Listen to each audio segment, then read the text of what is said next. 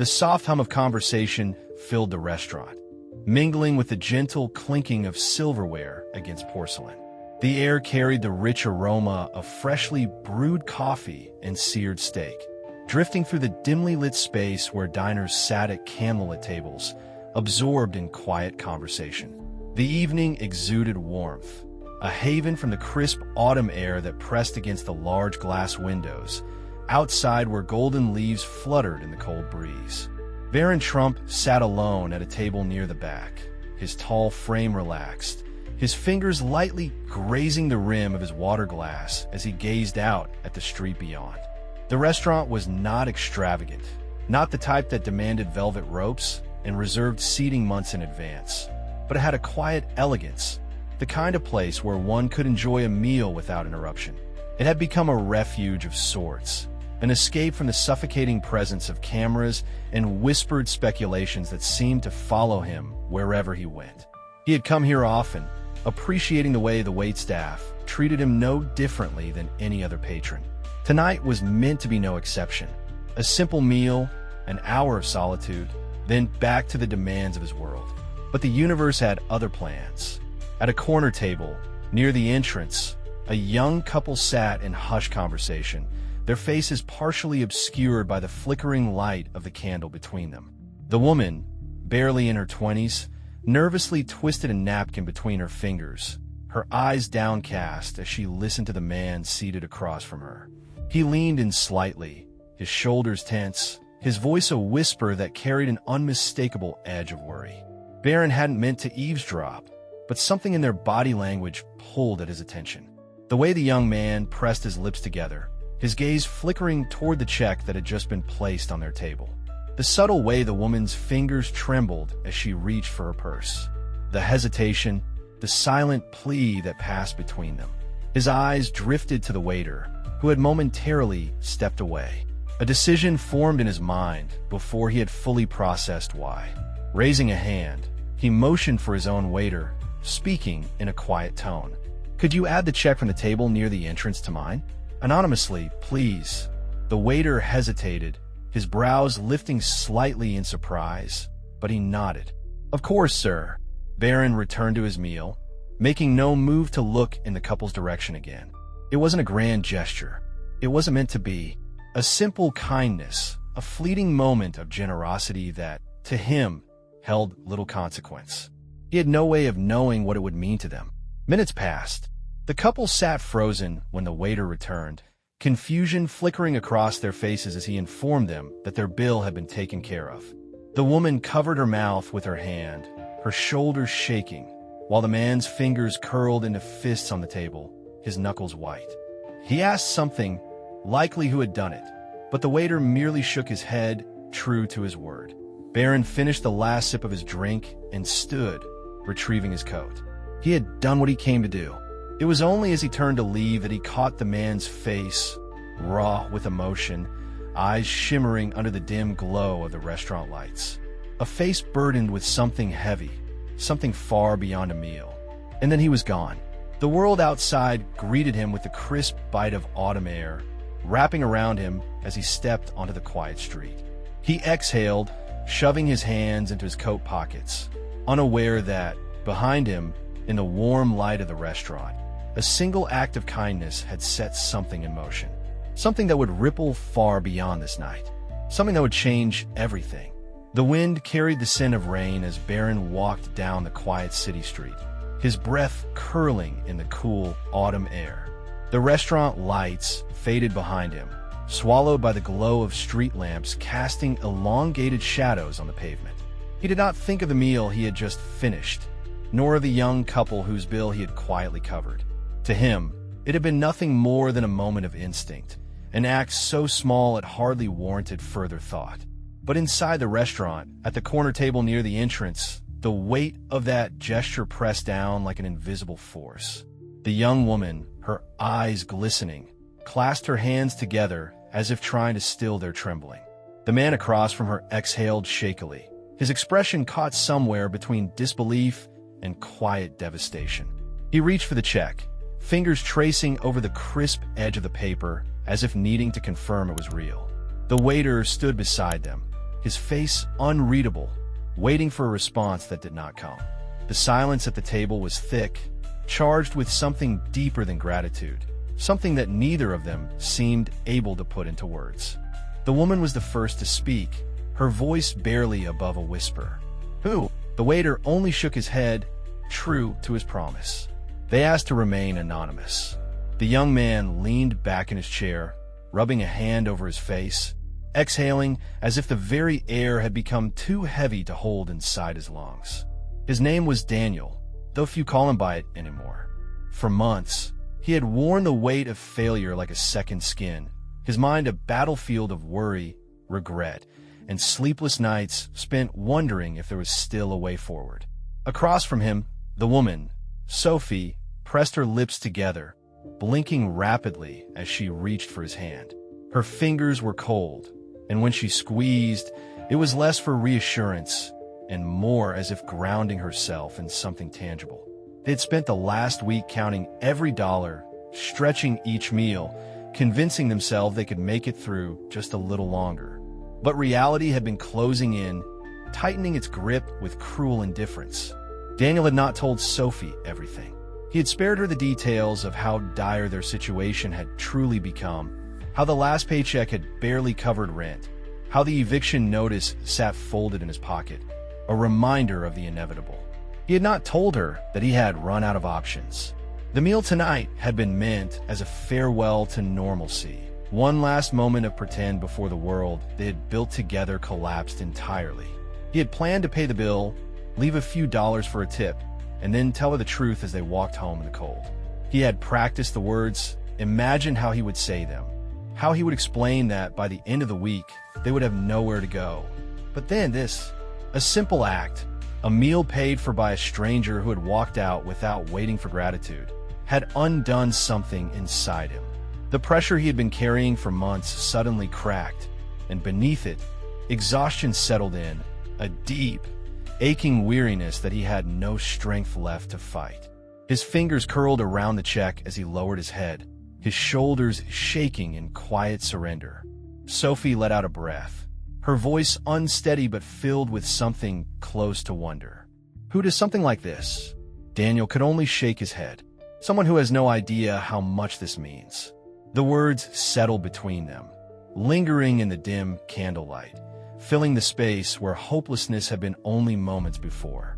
Sophie swallowed, glancing toward the restaurant entrance, as if expecting the stranger to return, but the doorway remained empty, the night stretching out beyond the glass. Daniel exhaled slowly, his fingers tightening around hers. For the first time in months, he felt something he had nearly forgotten: hope. Meanwhile, blocks away, Barron walked with no sense of urgency, the rhythm of his footsteps in sync with the faint hum of distant traffic. His mind was elsewhere, drifting between half-formed thoughts and the comfort of solitude, the kind he had always found in the quiet corners of the world. He had long since accepted that his life would never be truly private, that his last name would always precede him, shaping perceptions before he ever spoke a word. Yet, moments like these, where he could exist without scrutiny, without expectation, felt like a rare reprieve. He had almost reached the corner when he felt the vibration of his phone in his coat pocket. Pulling it out, he glanced at the screen, his brows drawing together slightly at the name flashing across it. He hesitated for only a second before answering. "Hey, Mom." Melania Trump's voice was soft but unmistakable, carrying the warmth of someone who had long learned to read between the lines of his silence. "I was just thinking of you." Barron's lips quirked slightly. "That's either good or concerning." She laughed, a quiet sound that had always reminded him of home.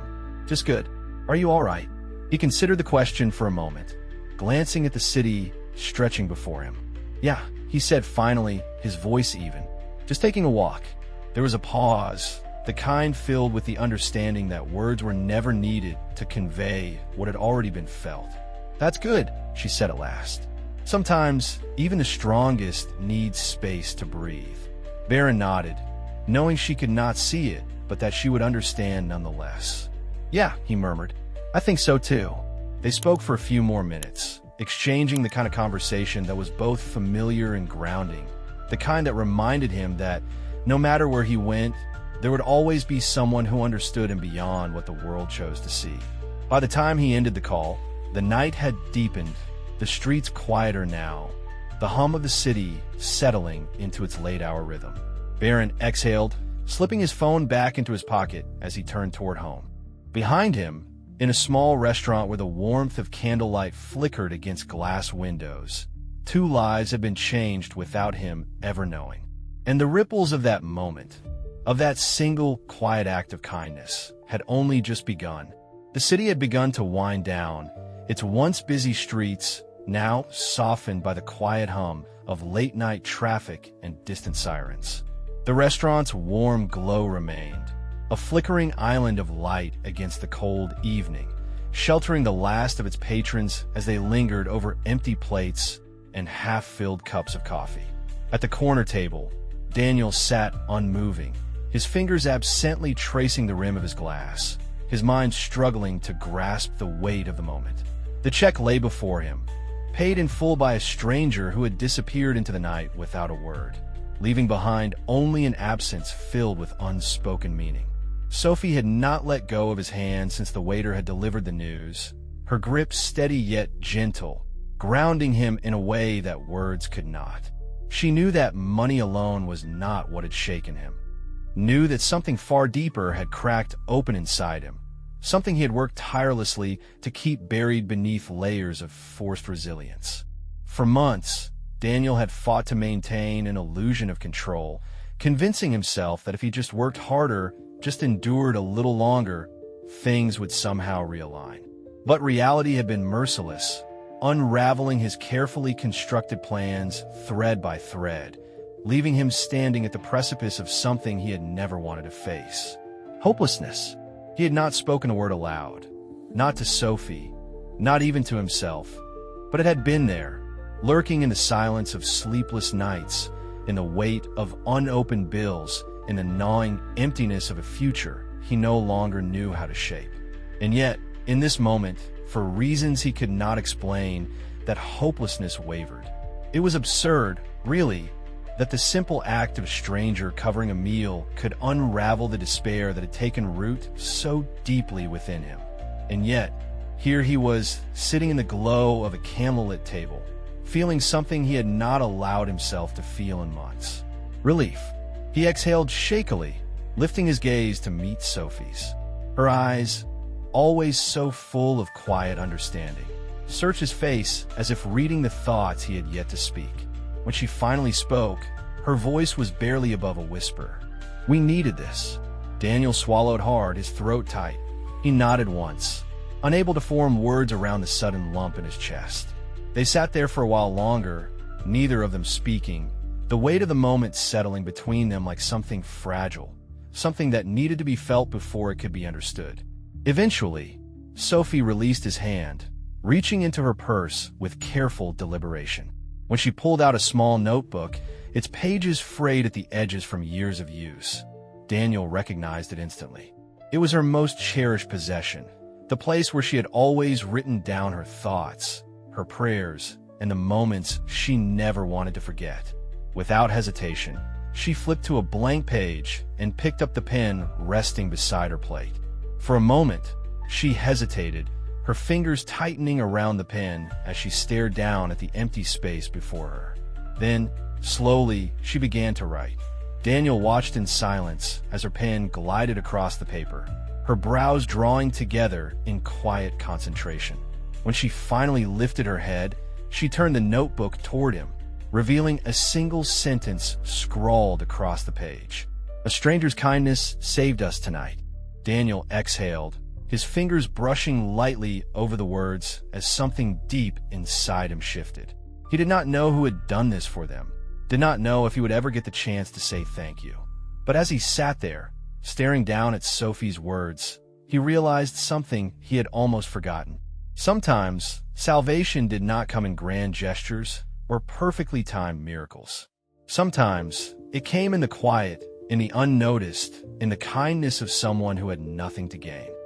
Meanwhile, blocks away, Barron walked with unhurried steps, the cool night air pressing against his skin, the distant murmur of the city filling the silence around him. He had not thought much about the meal he had paid for, had not expected it to linger in his mind as he moved through the streets, past the glowing windows of quiet storefronts and the scattered figures of late-night wanderers. But as he walked, a memory surfaced, one he had not revisited in years. He had been a child, no older than 7, sitting at a small kitchen table as his mother prepared dinner. The apartment had been warm, filled with the scent of slow-cooked stew, the kind of meal that took time, that required patience. His father had arrived home late that evening, stepping inside with an expression he had not yet learned to read. He remembered how his mother had looked up from the stove, how her lips had parted slightly in question before his father pulled something from his coat pocket and set it gently on the table. A handwritten note. Barron had been too young to understand its significance then, but now, years later, the memory returned with startling clarity. His father had received it from a stranger, a simple letter left at a restaurant, thanking him not for his wealth or his status, but for a small act of kindness no one had expected of him. The details of that act had faded over time, but the message remained. You will never know how much this meant. Barron inhaled deeply, exhaling as he reached the corner of his street. Perhaps kindness was never meant to be fully understood. Perhaps it was simply meant to be given, without expectation, without knowledge of where its ripples would lead. With that thought lingering in his mind, he stepped inside, closing the door behind him as the city stretched on, its quiet stories continuing to unfold. And somewhere, in a restaurant where candlelight flickered against the glass, a young couple sat in silence, holding onto the weight of a stranger's kindness, never knowing that the one who had given it was already gone. The air inside the apartment was still, the kind of silence that settled in late at night when the world outside had quieted. Barron set his coat over the back of a chair, his movements unhurried, his thoughts lingering in the dim spaces between memory and the present. The room around him felt familiar, yet distant, as if he existed in 2 moments at once. The past whispering in the shadows while the present stretched out before him, waiting. He had never placed much weight on fleeting gestures, never sought recognition for the things he did without expectation. Yet, for reasons he could not fully explain, he found himself thinking about the couple at the restaurant. The way their shoulders had been tense with unspoken burdens, the way relief had softened their posture when the waiter had spoken. He did not know their names, did not know the weight they carried, and yet, somehow, he felt connected to them, bound not by identity, but by the silent language of struggle and grace. Outside, the city pulsed with life, its neon glow stretching through the window, casting faint patterns across the floor. He exhaled, sinking into a chair near the bookshelf, his fingers grazing over the spine of an old volume without truly seeing it. The world had a strange way of weaving people together in ways they might never understand, in ways that required no explanation, only trust in the unseen threads that connected one life to another. At that very moment, across the city, in a dimly lit apartment where Daniel and Sophie had taken refuge, the weight of the evening had not yet lifted. The small space, barely large enough to contain the life they had built, felt heavier than usual, as if the air itself carried the echoes of every sleepless night, every whispered conversation about how much longer they could hold on. Daniel sat at the small kitchen table, his hands pressed together as he stared at the worn edges of the eviction notice that had remained folded in his pocket all evening. The ink on the page seemed darker now, the words sharper against the dull yellowed paper, a finality he had tried so hard to ignore now staring back at him with cold indifference. Sophie stood by the window, her arms wrapped around herself, as if bracing against the weight of reality. The warm glow of streetlights flickered across her face, highlighting the quiet determination that had never left her, even in the worst moments. She had always believed in second chances, in the idea that life had a way of surprising those who refused to surrender to its cruelties. And tonight, that belief had been proven right. She turned back toward Daniel, her voice soft but unwavering. "We should write a letter." He blinked, momentarily pulled from his thoughts. "A letter? "To whoever paid for our meal," she clarified, moving toward the table and placing her notebook in front of him. "We might never find them, but maybe, somehow, the words will reach them." Daniel exhaled, rubbing a hand over his face. "And what would we even say?" Sophie opened the notebook, flipping past pages filled with half-written poetry and quiet musings, finally settling on a fresh, blank sheet. She pressed the pen to the paper, hesitated for only a moment, then began to write. "To the stranger who saw us when we thought we were invisible." Her handwriting was steady, the ink flowing smoothly, as if the words had been waiting to be set free. "You will never know the weight you lifted tonight, the way your kindness reached us at the exact moment we needed it most." Daniel watched as she continued, the room growing quieter, as if the universe itself was listening. "There are nights when the world feels unbearable, when the walls seem to close in, when the weight of uncertainty is too much to carry alone. Tonight was one of those nights. But then the words hung between them, raw and real, laced with the kind of emotion that could not be manufactured. Daniel swallowed hard, nodding slightly. "Keep going." Sophie pressed forward, her voice steady as she spoke each sentence aloud while her pen moved across the page.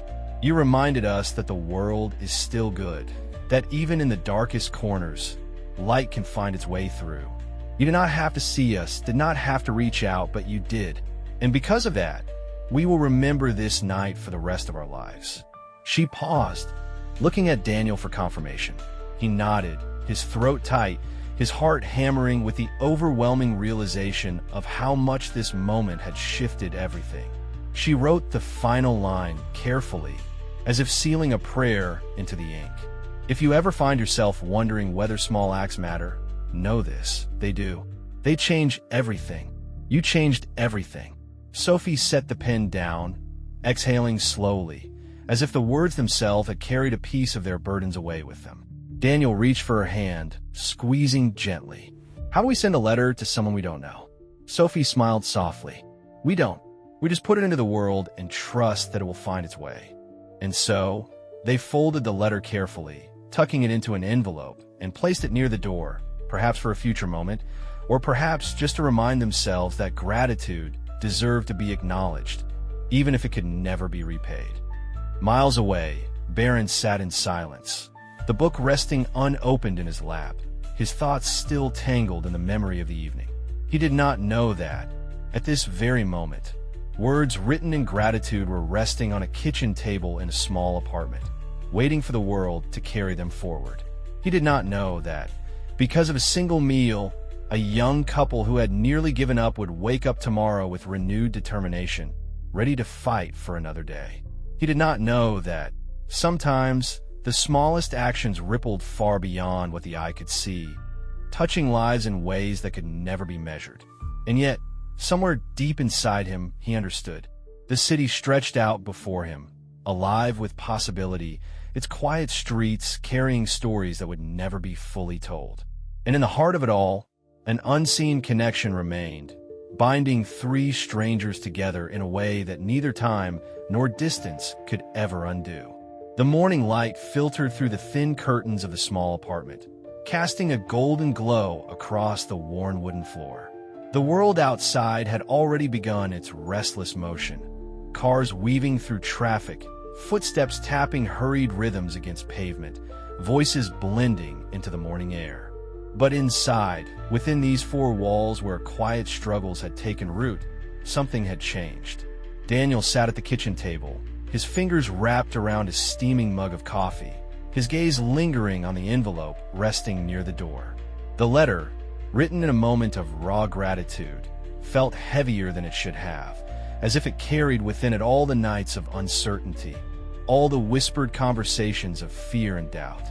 He had read it again before dawn, letting the words sink into him, allowing himself to believe, if only for a moment, that kindness could truly be enough to shift the course of a life. Sophie moved quietly behind him, preparing breakfast in the small space they had made their own, humming softly to herself. The tune was familiar, something she had always done without thinking, a habit that had once filled the apartment with a sense of normalcy.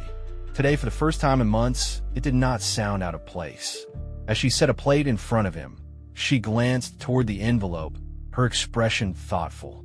"Do you still want to send it?" Daniel exhaled slowly, his fingers tracing the rim of his cup. "I don't know how," he admitted, "or where, but I feel like it needs to be out there." Sophie nodded, understanding without needing further explanation. "Then we'll find a way." They ate in comfortable silence, both lost in thought, both carrying the quiet realization that they had been standing at the edge of something irreversible, only to be pulled back by an unseen hand. It was a humbling thought, the idea that a stranger could alter the course of a life without ever knowing its full weight. By noon, Daniel found himself standing outside a small cafe, the envelope tucked safely into the pocket of his jacket, his fingers brushing against its edges as if grounding himself in its presence. He was not sure why he had come here, only that something in him had urged him to move, to place the letter somewhere it could be found by the right hands, at the right time. He stepped inside, the scent of roasted coffee beans and warm pastries wrapping around him like an embrace. The cafe was quiet, the kind of place where people came to linger over books and half-finished conversations, where time seemed to stretch rather than rush forward. He ordered a coffee, found a seat by the window, and pulled the letter from his pocket, placing it carefully on the wooden tabletop. The weight of it pressed into him, not as a burden, but as a reminder of how close he had come to surrendering to the darkness, how easily things could have gone another way. A deep breath, a final glance at the words written in Sophie's steady hand. And then, with deliberate ease, he stood, leaving the envelope behind as he walked toward the door, stepping back into the city that had once felt too vast, too indifferent.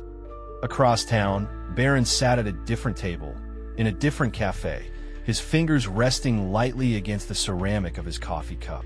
He had chosen this place for its anonymity, its ability to provide space without expectation, to offer solitude without loneliness. He had always found comfort in the in-between places, the quiet corners of the world where the weight of his last name did not follow him so heavily. As he reached for his drink, his gaze caught on something at a nearby table, a plain envelope, resting alone on the polished wood, its presence seemingly forgotten.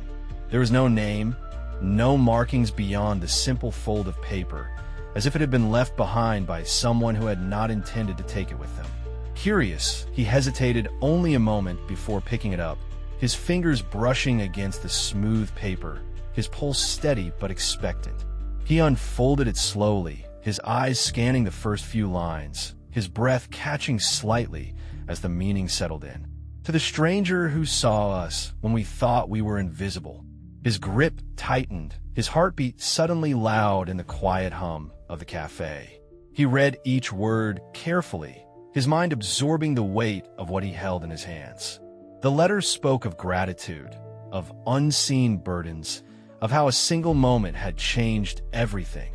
It was not meant for him, not directly, not intentionally, but somehow, impossibly, it had found its way to the one person who had unknowingly set it all in motion. Barron exhaled, his chest tightening with something he could not quite name. It was strange, the way the world worked. How lives intertwined without warning. How kindness had a way of finding its way back, even when given without expectation. He had done nothing extraordinary, nothing beyond what felt natural in that moment. Yet here it was, staring back at him in black ink on white paper, proof that the smallest gestures could ripple into something far greater than he had ever imagined. He folded the letter carefully, tucking it back into the envelope as a slow, thoughtful smile crossed his lips. The couple would never know that he had found it, and he would never tell them, because this had never been about recognition, about being seen or acknowledged. It had simply been about choosing, in a single moment, to believe in something greater than himself. He stood, slipping the letter into his pocket, the weight of it now something different, something lighter, something that no longer belonged only to him. And as he stepped outside, the city stretched before him, alive with the quiet hum of possibility, with stories unfolding in ways no one would ever fully understand. The world had not changed, but somehow in the smallest of ways it had.